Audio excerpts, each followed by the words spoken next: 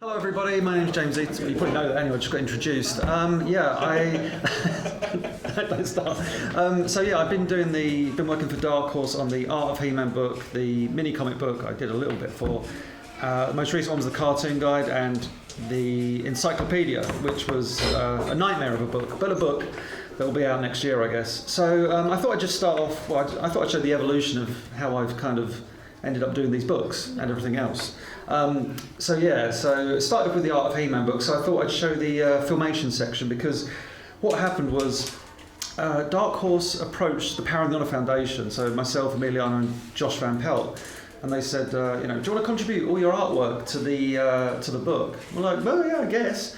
So they let Josh and Emiliano kindly left me in charge of the filmation section. They said, you're the filmation guy, go crazy, because Dark Horse oh, is that my foot? Sorry.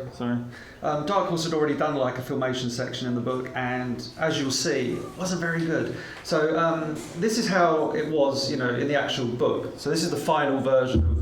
Stop it. Sorry. This was the actual one that appeared in, this is what everybody got in the final book. So it's all like really lovely concept artwork, all these characters. Very nice stuff. Bruce Timm artwork, interviews. This is actually, am I going right? Yeah. So all this lovely concept artwork, pencil artwork. And basically this was all my layout, because what they had before was slightly different. So, God, there was a lot in that book. So yeah, that was the entire filmation section, which was my baby, as it were. But this is how it originally, this is how it originally looks. So bear in mind what you've just seen. It's pretty cool. And this is no disrespect to the people that worked on it, Tim and, what's the other guy's name? Tim Seeley and his brother, whose name I forget. Anyway, the Seeleys was it? The Seeleys. The Seeleys, we'll call them Seeleys. The Seeley brothers, it sounds like a pair of gangsters. They were writing the book with not too much knowledge about the filmation section, so they've been given all this filmation artwork, and they were like, okay, we'll try and write about it. So they're in kind of a predicament. The problem was the artwork they've been provided with wasn't very good either, so it's kind of like, that was the opening page, and it's like, it's He-Man in front of a wall. It's not exactly like, it's not that iconic, it's just He-Man and a blue wall, and He-Man doesn't even look like he knows what's going on. So then, forgive the Dark Horse text, that's just their watermark, but the interview was still the same.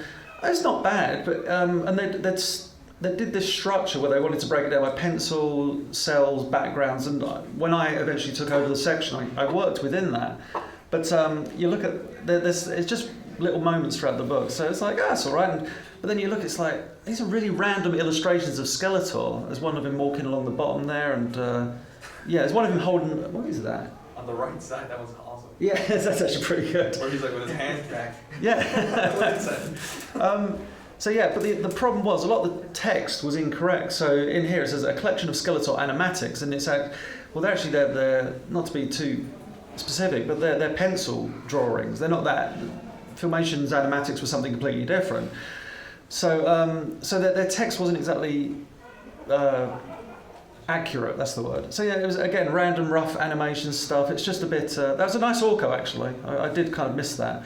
But yeah, weird inaccuracies. Like this one here. There's it says Battle Cat and his cowardly form Cringer. The Cringer animatics are from his transformation into Battle Cat, used in the opening credits. And I was like, no, they're not. So what they're talking about is those images they say are at the beginning of every episode. And I was like, I'm pretty sure they're not, which they weren't. So I thought, they need to kind of. And originally I was rewriting their material, and then it just became a case of I can't really. I'm going to have to start this again, start fresh. So yeah, it's He-Man and Battle Cat kind of just floating there through the air magically. Also misspelled animation cells, not very good. But yeah, this was the weirdest one, and I was like, it's a really nice, really nice. It was a double-page spread, so I was like, oh, that's really cool. It's He-Man and the Kraken and Merman, but obviously they were running out of ideas. They were sitting there going, what do we write about this? And their caption is bizarre. It's bizarre and odd and somewhat funny, but just mainly bizarre. So they said, I'll go back before I do that. What they were talking about, obviously, in the book was all the live-action traced footage that went into making the filmation show. So in this, they referenced that by saying, in this particular sequence, it was very difficult to get the Seaman to sit atop the dragon while filming the live-action footage. And you're like, what? And it says, two seamen were killed during filming, so sad.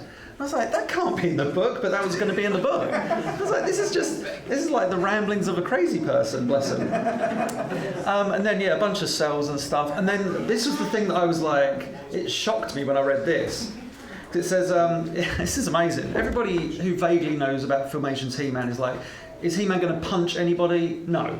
Is He-Man going to throw a brick at Skeletor's head? No. All this stuff. He-Man doesn't commit violence. That was the whole point of the Filmation cartoon.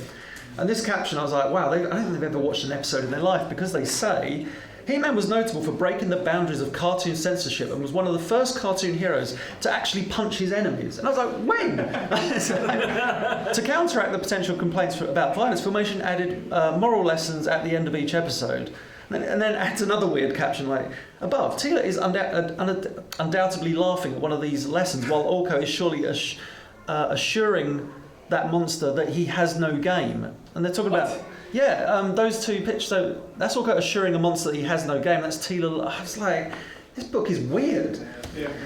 So there was like random, there was like random cells here, He-Man on a weird background, and it was stuff like this where it's like a really nice collection of Skeletor cells, but each one's on a different background, and that was them claiming, here's how Filmation used cells over and over again. I'm like, not with that makes no sense. So I was reading this book, just baffled throughout. That's actually a really nice couple of backgrounds there, but so you can see it's they did what they did. So I come along and I'm like, here's what I'm going to do. And this is literally what I sent to Dark Horse. So I just said, here's each page, Oh, sorry, I'm skipping these. So it's pretty much what ended up in the book. I was like, do this, do that, and I was just providing them all the artwork and saying this is how it should be across 2-page spreads, and they liked what I did. I mean, there was a few changes and stuff because they couldn't. The page order had to be changed, but it's really weird. Like the Crystal Castle didn't appear in the final book, and is actually not even in the cartoon guide. We've got this really beautiful piece of artwork, and as yet hasn't been published, so it's poor form really. But so this was just the comparison. So this was my version, and that's the one that ended up in the book. So you can see it was like very, very close. Same with this. There was just my version, and then their version just rearranged the images slightly. Although my version had this really cool Horde inspector guy, and I can't remember what he's called, but he was all in his glory then. They kind of cropped him then. I was like, but still good. And that one is literally hardly any different at all. They just made She-Ra slightly bigger. So Dark Horse were happy. That's the moral of that story. Sorry, my microphone's slipping. Stay. Okay, so Dark Horse were happy, and they said they kind of wanted to work with me again. And then Val Staples, he said to me, why don't you pitch a cartoon guide to Dark Horse? I was like, okay. So anybody that knows me knows I did this book, what was it, 5 years ago? I can't remember. So the unofficial cartoon guide on the left, and then the reprint on the right. And it was like, 300 pages of He-Man material, and everybody seemed to like it, although everybody didn't seem to like was a bit bemused by the lack of photos. And I'm like, I'm sorry about that, but if I put images in the book, Mattel will sue me. Which they didn't with this, which was really cool. Although I'm clearly stepping on legal ground with all that, but they were cool about it. So Dark Horse said, okay, well, do you want to do an official guide? And I said, yes, indeed. So this was my pitch. This was my pitch to Dark Horse. So I literally said, that was actually bear in mind, it's very rough at this stage. I was like, this is what the cover could look like. And it's thinking that my book was going to be different. Because obviously on each of their books, they have that kind of branding where it's red at the bottom. You've got the heads at the bottom. What was it, like 5 images, main image. So I was like, maybe they'll do this for mine, and thankfully they didn't, because frankly this is an atrocious cover, but it's a nice image, don't get me wrong, it just looks crap. So this was my pitch. I said, look, the official guide, it'll be 550 pages, ended up being close to 600.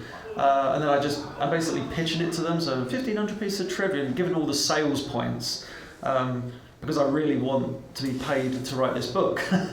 So this was my original layout. I said, this is what it could look like, and I was picturing it the size of like a comic book size, and it ended up being slightly larger. So I was thinking, comic book size, you could have video grabs down the side, and you take the synopsis, the moral, trivia, deleted scenes, same as footage, and this was it across these like 4 pages, Some of this actually didn't get used in the final book, but yeah, I thought something like Evil Seed could be 4 pages. That'd be quite nice. So yeah, then the first draft. This was their version, so they came back to me with this, and I was like, okay, that's it's not like mine, but it's pretty good. I liked what they did. I wasn't too keen, but again, I think this was very rough, so they've obviously got this weird space background. But they were kind of looking at what I did and, you know, working with me. So I was like, that's pretty good. There's a big space there on the right. I don't think that would have happened if it had gone to print. But this is what it was looking like. And I was happy with this. But then the second draft happened just before Christmas and kind of slightly ruined my Christmas. I was like really sad. Because I was thinking, oh, this is all good. And then this arrived. And I remember I sent it to Val Staples. And I was like, I don't know what to do. I was like, is this wrong? Am I looking at this? And we kind of went over it. And I was like, this is really weird. So Dark Horse had done that one. Dark Horse had done this. And I was happy with this. And then Dark Horse sent over this. And I was like, right, this is weird. So I was happy. I like the idea of the 3-column structure. I thought that's pretty cool. So you've got the 3 columns of text kind of thing. But there were so many things about this that are like really bizarre, and you can see it's like so much white wasted space.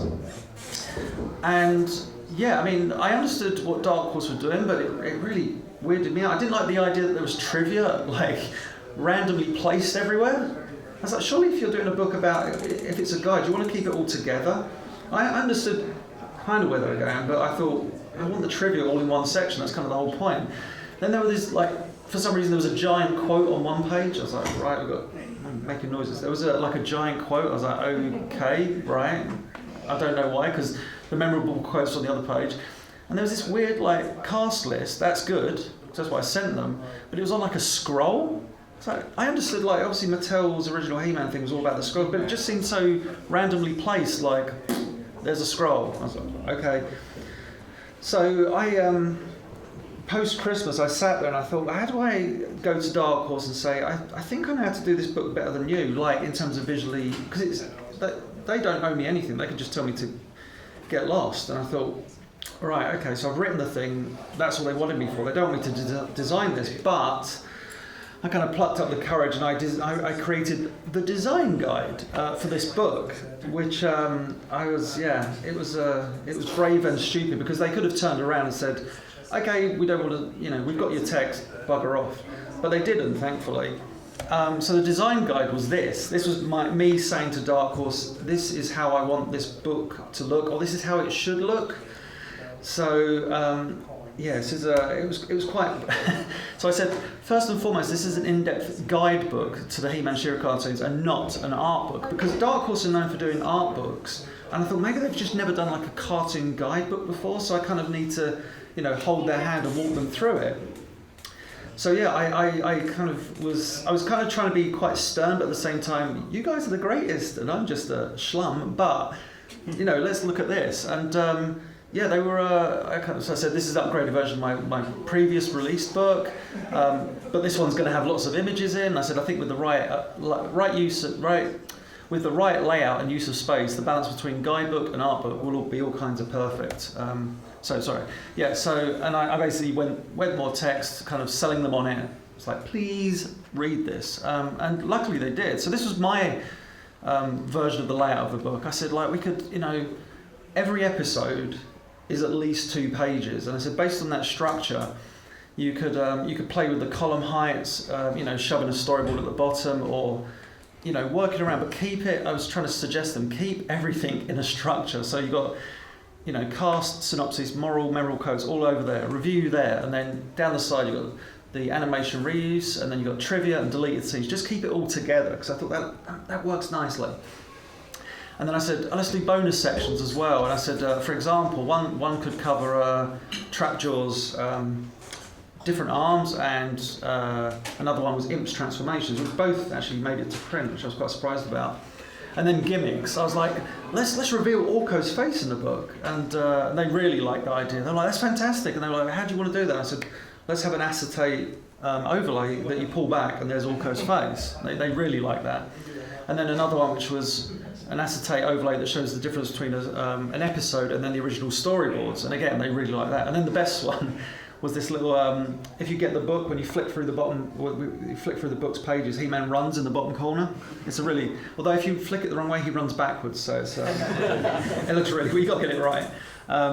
So yeah, it was, this was my design guy. I said, please do this, and they were, what was the text? Oh yeah, this is me being very, very specific. I was like, you've got to differentiate between He-Man the character and He-Man as a show. It was even stuff like this. The episode Battle Cat is all one word. Hunt for He-Man has no hyphen between his name. She-Ra makes a promise is Shera makes a promise. And then they just ignored all that and did capitals anyway. So I was like, fair enough.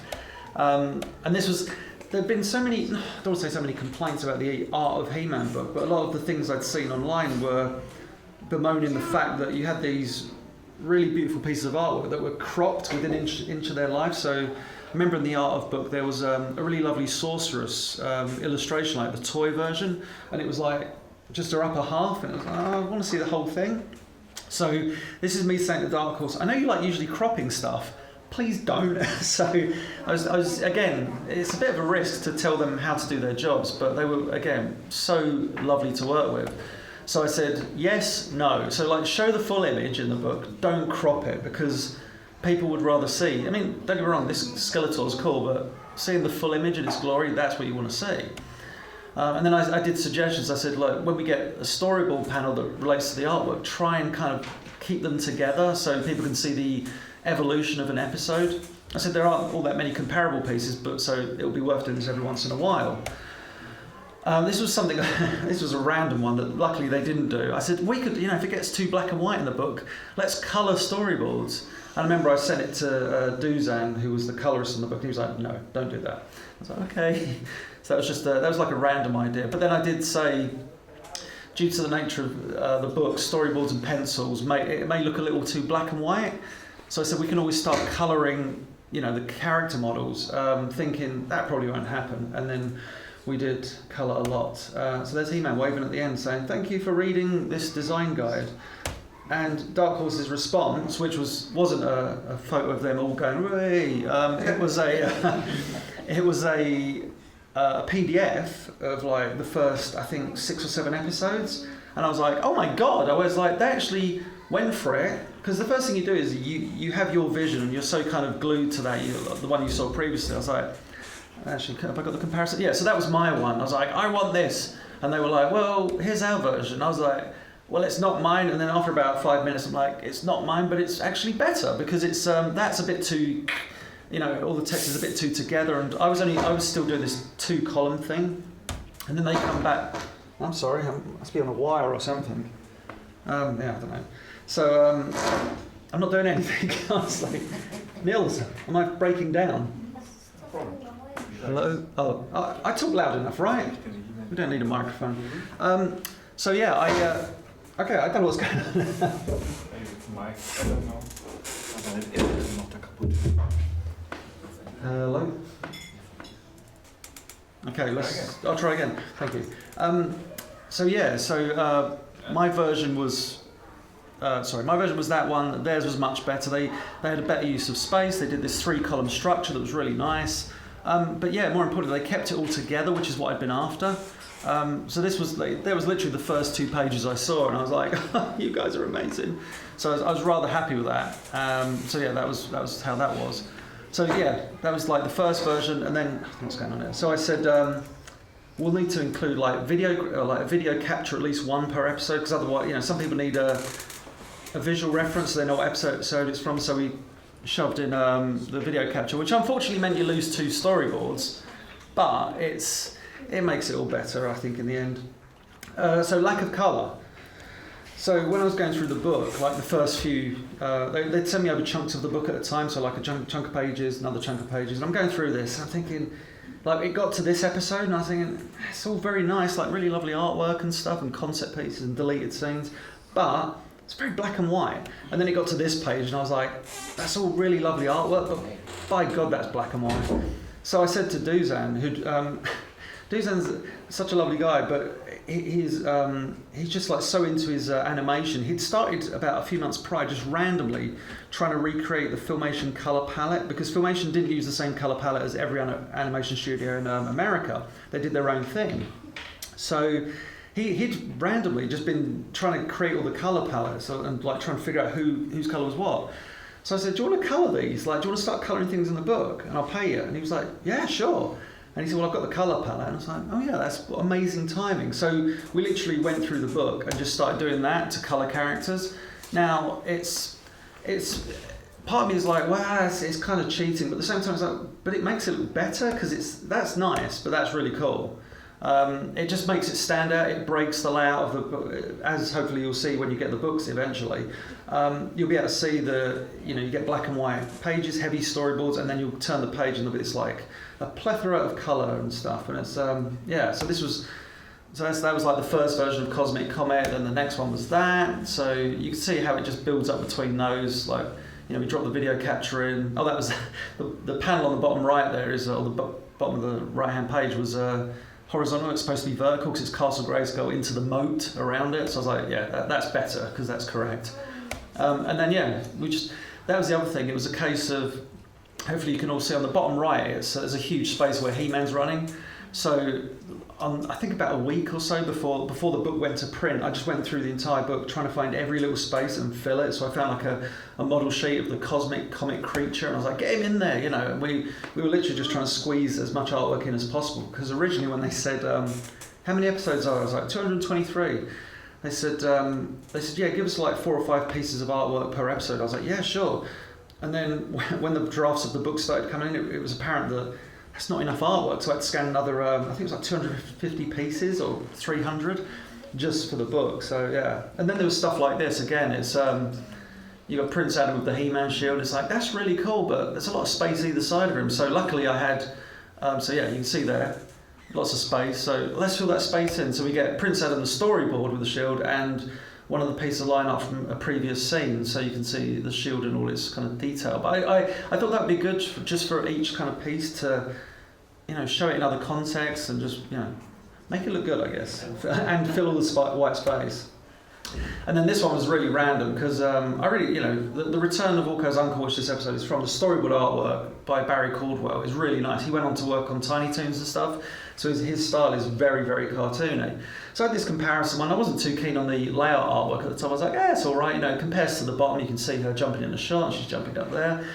But I thought what would be better is Barry Caldwell was like a bit of a joker at Filmation, so he did the He-Man credit card commercial, which is this, and it's He-Man and Teela like fine dining, and then he pulls out the. Actually, if you look at the symbol on his chest, it's the male sex symbol, as it were, because he would always do that in his panels. He'd put Shazam, Green Lantern, Superman. He put all the icons on all the different panels he did.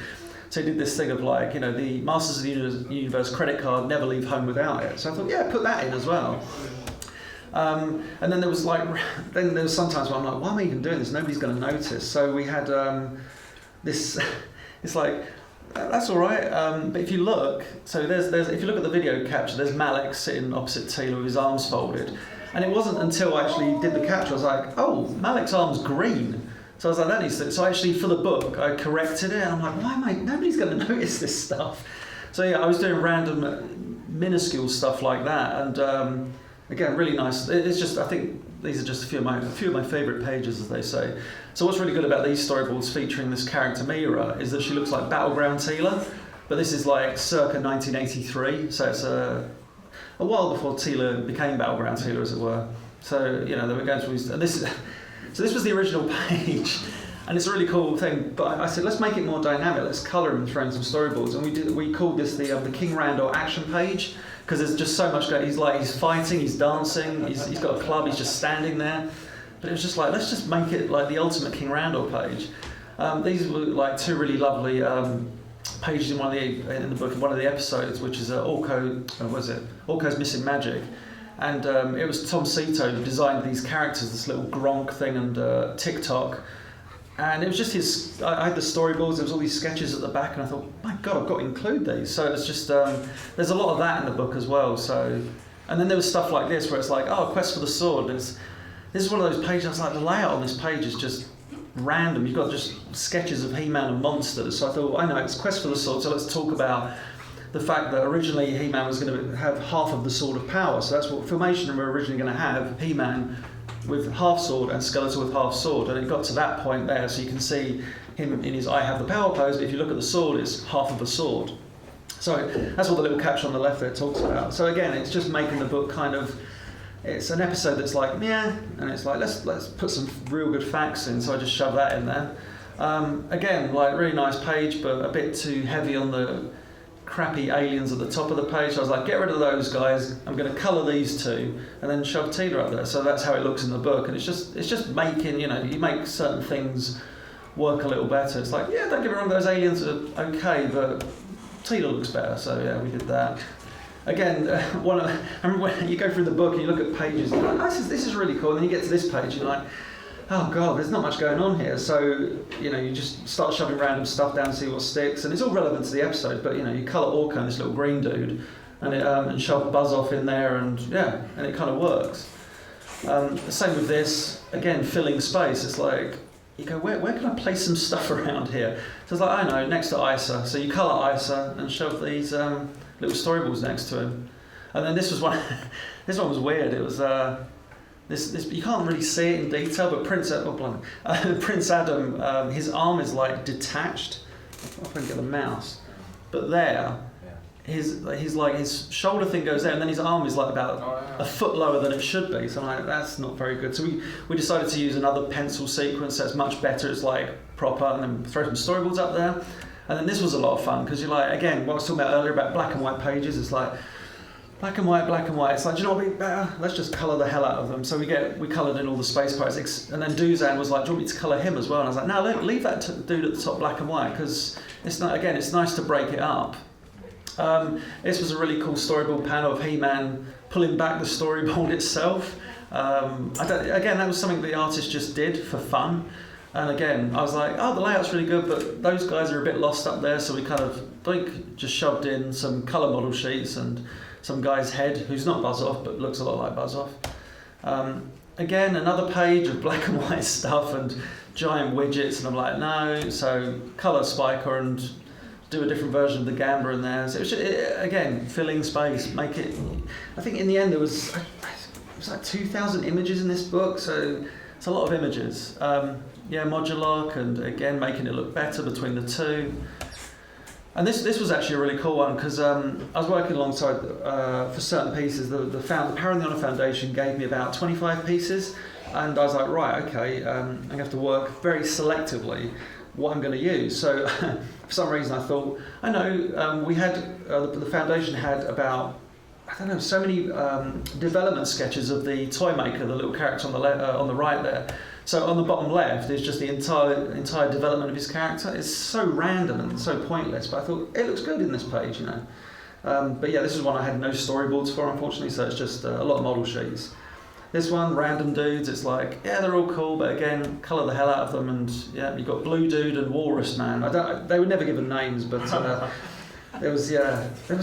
really wanted to name them in the book, but I thought I can't start doing that. So this was the She-Ra section we're in now, so this is Beast Island. So again, really nice, but let's mix it up, so we colour things, put some storyboards in. The one of Bo there, you can't really see it on this, but if you buy the book you can. That's Bo with his little original, he has like a little Seahawk beard and moustache, but they obviously were like, no, that's the wrong Bo. So they didn't use that Bo in the end. This was actually a weird one that went backwards. So I thought, oh, this is, it's a really nice layout of He-Man in the Horde trooper armour with the sword drawn. But I thought, oh, we could, we need to change up some artwork. Let's bring a storyboard in there and colour Hordak. But unfortunately, it wasn't until the book went to print, I was like, oh, we lost He-Man in the Horde armour, which was such a shame. I was like, oh, that'd have been really good to include in the book, but that's not in the book anymore. But that storyboard is, so wow. It was, and if you look in that image of the Fright Zone over there, there's actually 2 thrones, which was a mistake in the drawing, but it's like, oh, that's really cool. So yeah, at one point in production, there was maybe going to be 2 thrones. It's like, who sat on the other one? Who knows? Sorrowful. Sorrowful. So there's like some sorrowful sketches there, and and just get all the again, just throw colour at everything and just fill out the book as much as possible. Again, random artwork. I'm saying a lot of the same thing because I'm just showing examples of where this book was like, it's good, but let's just keep filling every page as much as possible. And the beauty of it is, a lot of this artwork, I'd say probably, oh my goodness, about 80% is mine, and then 50% is Lee Clevenger's, and about 5% is maybe the Foundation's. That might be even being quite generous, but yeah, we just tried to. So a lot of the scans are mine. Well, most of the scans are mine, so it was a nightmare to do all that. But what it meant was I knew which episodes could work really well. So, you know, something like Small Problems I had the storyboards for, so again, it looks really nice. I've got Snout Spout in there, because originally it was the Professor, this Professor dude. I'm like, yeah, he's good, but come on, Snout Spout, or Hose Nose, I think he is at this point. And then this is like literally one of my favourite illustrations in the entire book, and it's like a little black and white thing. So when they were obviously doing the storyboards for She-Ra and He-Man, when it came to the transformation sequence, all they would do is get another storyboard and Xerox that entire sequence, because it saves them having to draw a storyboard of He-Man transforming each time. So with this one, actually this is a He-Man transformation, so you've got all these panels of like He-Man holding up the sword and he's got it raised, and then the next panel is a bunch of kids watching He-Man on TV. And I was like, that's such a good idea, because it's a bunch of kids getting really excited for the transformation sequence, and it's one of those moments when it's, I think they call it very meta these days, where it's the artist going, yeah, this sequence is probably the most popular thing we've done at Filmation ever. Everybody knows by the power of Grayskull I have the power. So it's an artist just randomly in his storyboard, he doesn't need to do it, but he inserts this panel of all the kids watching He-Man. I was like, that's such a cool moment. So yeah, that got in the book. And then these, again, there was so much She-Ra artwork, it was kind of hard to select at times. But this stuff is crazy. You'll see it, you'll appreciate it better in the book, because I own these backgrounds, and in the episode they're good, but the detail on the pencil work is phenomenal, because you get closer, like, so this is the top one? Yeah, this is the top one, so it's this shot of this random island. So if we get closer, like, you get closer on this, I guess, sea turtle, terrapin or whatever, and we get closer, and it's just like the amount of detail on this thing, and you know, in the episode it's like that big, but they went all out on the backgrounds of this, and the same with this one as well. It's such ridiculous amount of detail, like pools of water that you wouldn't even notice in the episode, and this like weird bearded guy holding a scroll, I guess, and he's got it looks like he's got a flute on his head or something. Yeah, so, and then these were two Bruce Timm illustrations. There's quite a lot of Bruce Timm artwork in the book. I shouldn't say a lot, but some. And there were these two layout illustrations, which were actually used in the episode because they're just static, all the crowd standing there, and the mouth's moved, of course. But again, in the book, it's like, that's nice, but Duzan was like, look, I'm going to colour this. So I was like, okay, go for it. So he colours it, and it's like, ooh, that's really nice. And plus he made all the characters in the background blue, and I was like, that's really, really nice. So yeah, it was, and then this was, this had to be done really. It's like, you got a page of Trollens, it's like, why not? So we just coloured this took days, because there was so much of these bloody Trollens, like the stars, the symbols on her hat and everything, and yeah, it was not a pleasant thing doing that. And you wanted to get the colour accuracy as well, so like, most Trollens have yellow eyes, but Dr. Zoog and, I forget his name, the big Uggo, that was it, they don't, of course.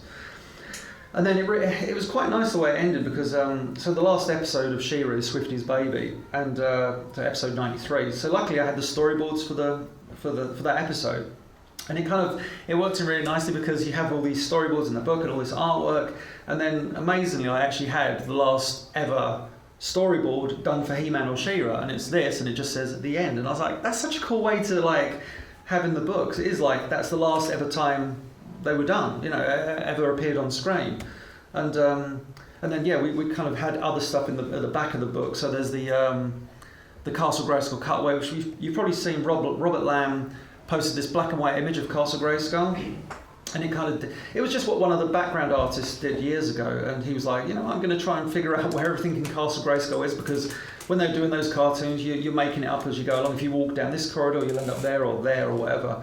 So with Castle Grayskull, this artist was like, right, here's how I'm going to figure out how it's structured. So I like the fact that it's got these two little rooms at the back.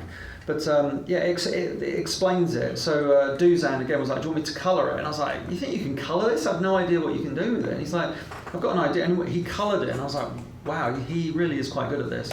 So he coloured it, and it just kind of brought it to life, and it created depth, and you could figure out where everything was. Like the black and white one is nice, but it's kind of hard what's going on. It's like, so did this, and we. So that's how it appears. Actually, is that how it appears in the book, or was that that might have been my layout? But it's pretty much like that in the book. So it talks about how this artwork came to be.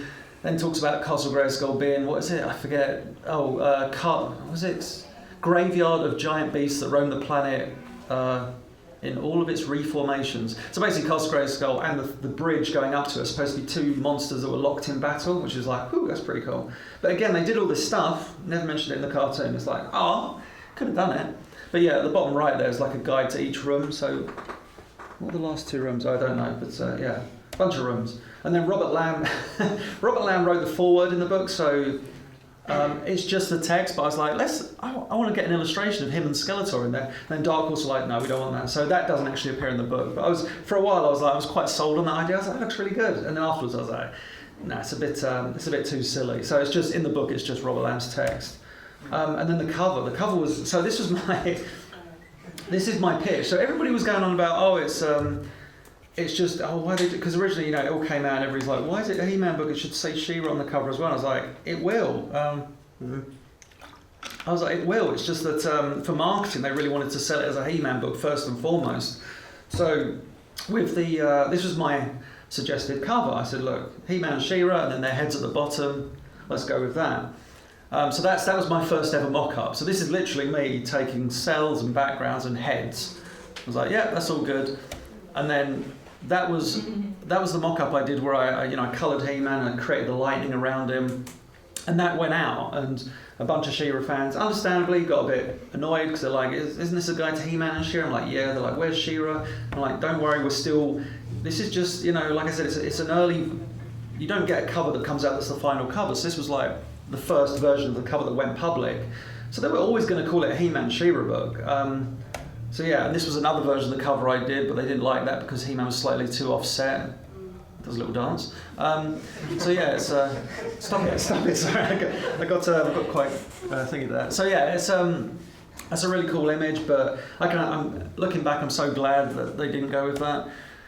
So yeah, at this point it's still He-Man and the Master Universe, but I said, look, let's do He-Man She-Ra on the cover. So then I did that. I said, I've got these two logos, can we use them? They were actually Emiliano's logos that he did for the BCI DVDs back in the day.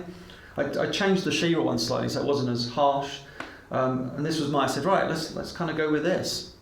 So these were all I was literally pitching different backgrounds to them. I was like, pink sky, and then I was like, space, sunsets. And they're suffocating because they're in space, but I was going through all these different ones. And this one, I didn't bring the image with me.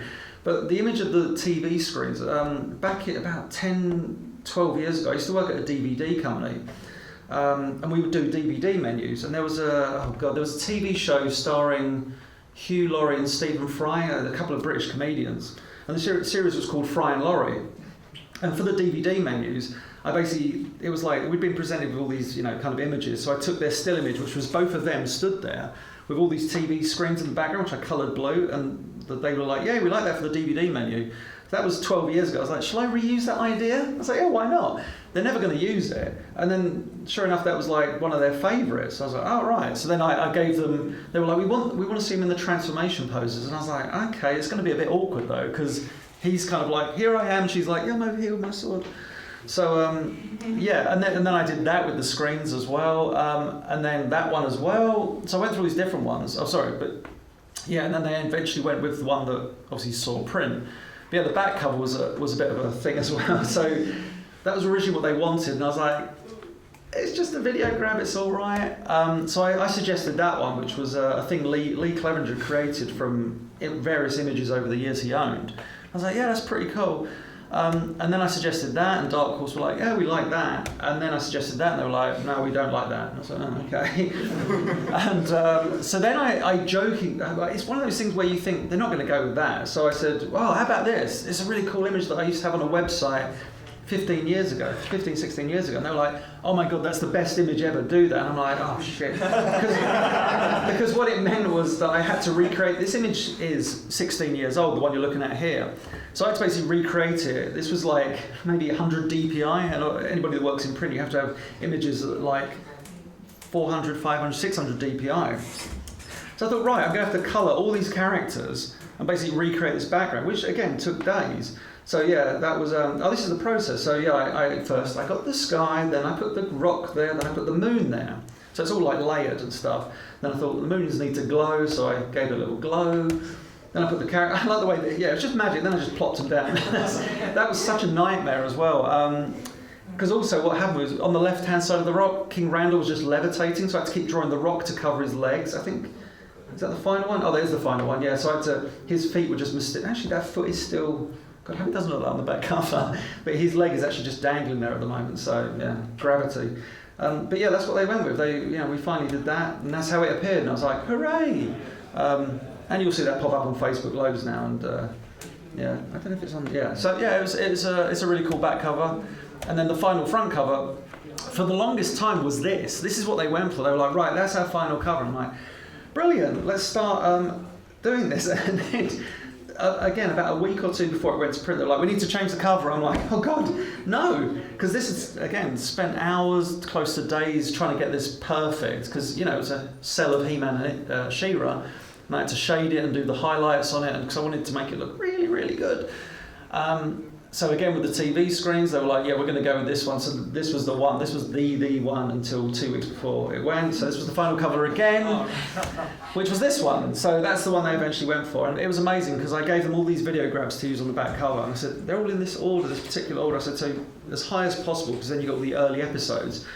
So, bless them, they kind of positioned it, and then what you end up with is Crackers right behind. Crackers the clown right behind He-Man's arse, and I'm like, oh, Crackers is on the front cover. I'm like, oh, he was always going to win, and Neptune, which is obviously always a fan favourite as well. So you got all the great characters on this book. Famous. So yeah, it was. And then at the back of the book, I did the. It was like a Lou Scheimer tribute, which I'd originally done in Serial Geek. So we got that in there as well, because they were like, we want to. They said, we should put the Lou Scheimer tribute at the back, and I was like, really? And they go, no, because once you've read the whole history of He-Man and She-Ra, then you get to the back, and there you are. And I was like, oh, I like that. So yeah, and that was it. That's the end, as they say. I think. Although I've got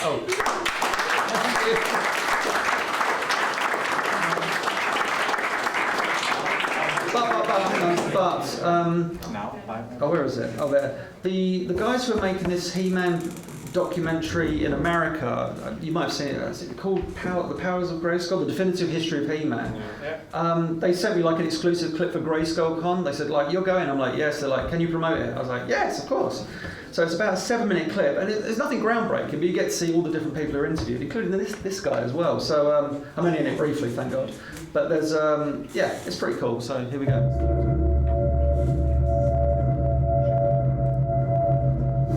Hey, Grayskull Con. Sprechen Sie ein bisschen English?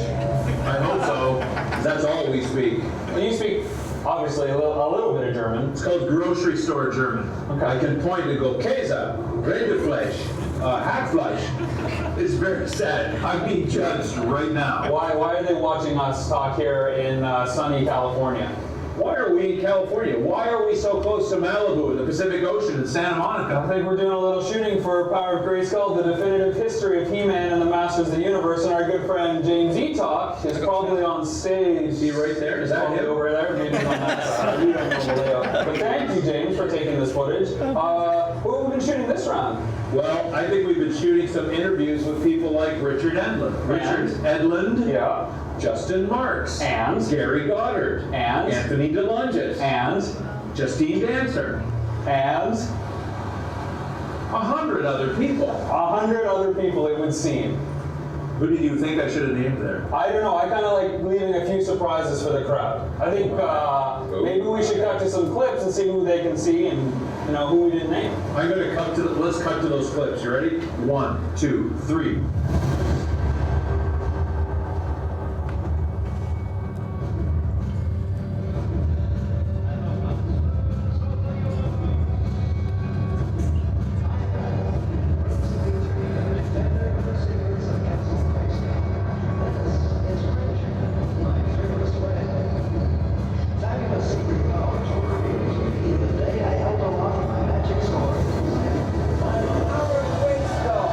I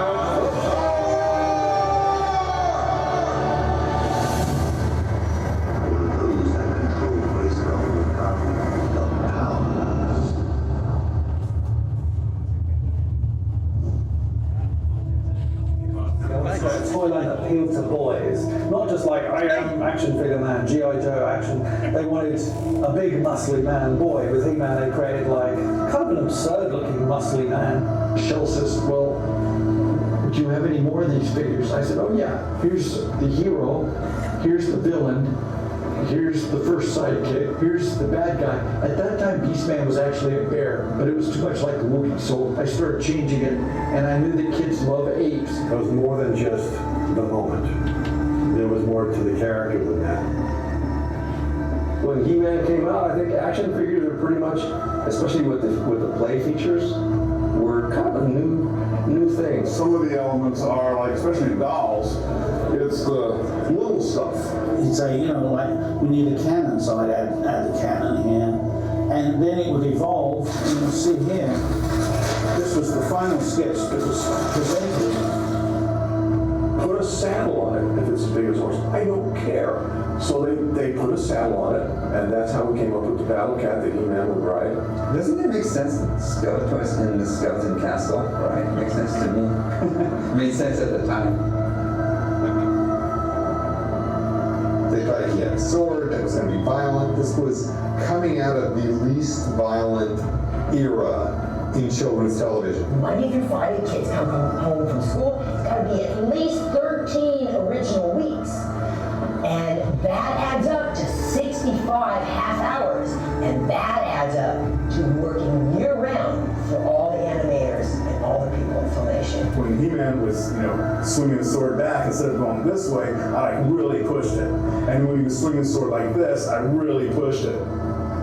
And I'd just be thinking action and not be worried about, all the details yet. So you would have your character doing his thing.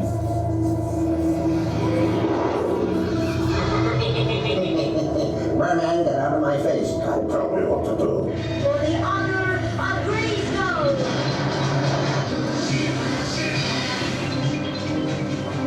We knew that she had to be beautiful. To fit into He-Man's role, she had to be strong, maybe super strong, and maybe that was her power. We knew that she had to have some kind of clothes change element. She had to have little accoutrements and accessories that sort of underscored the play pattern. No, I didn't draw her 3, 4, 6, 8, 9 times. No, she was there. She came out. She was waiting. We opened the doors between 2 sound stages and built the throne room, right? That's why it's so big. Because I really wanted that opening. I wanted that great moment. We don't see his face. We see his back. We see the side, the hood. We get a hint.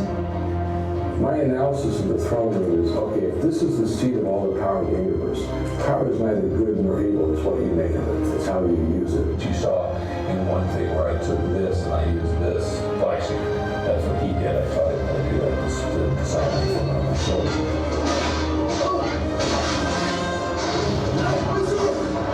They're going to move on it, and then we're going to come to this figure here, and the Masters of the Universe was going to come in from above. Be back to the Masters of the Universe.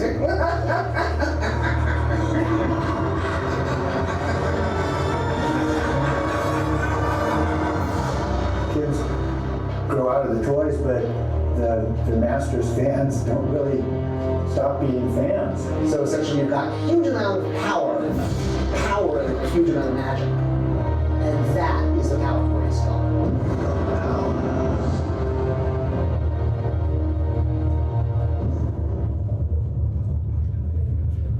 That was an exclusive look at Power of Grayskull, definitive history of He-Man and the Masters of the Universe. You guys are the first ones to see any of that footage, so thanks for taking the time to be at this panel, for checking it out. Rand? We haven't even seen that footage. No, we haven't seen it yet. Technically, we have not seen it. We lived it. Oh yeah, totally. I'm living it. Where can people get more information on what we're doing and what you guys are doing in general? I would say go to www.definitivefilms.com or www.footpop.com or... And of course, www.hemandoc.com or facebook.com/hemandoc. Or you could find us on our Twitters and our Facebooks and our Instagrams and our Instagrams and all the other stuff. We're out there. We're out there, and we're loving it. Every minute of it. So thanks again, GrayskullCon. I hope you check out our documentary. I hope we see you live and in person someday. Just invite us, we'll come. It's true. Everybody else has realized that. We can't stay here like this. We have to go other places too. So we'll see you next time. Thanks very much. There you go.